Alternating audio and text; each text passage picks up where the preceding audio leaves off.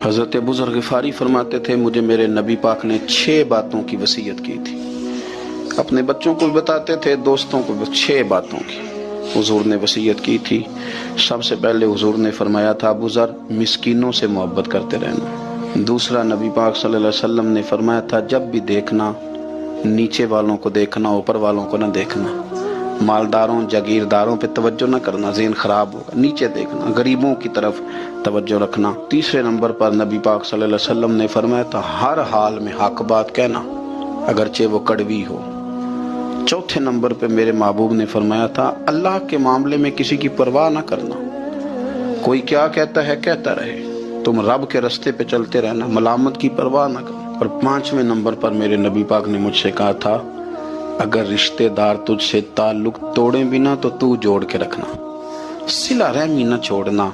اور 6 نمبر پر حضور نے فرمایا تھا اللہ کے عرش کے خزانوں میں سے خزانہ ہے لا حول ولا قوت الا باللہ العلی العظیم. حضور نے فرمایا اسے پڑھتے رہنا، اسے کبھی نہ چھوڑنا. اے اللہ ان نیک اور پاک لوگوں کا صدقہ ہمارے دلوں کو تقویٰ عطا فرما.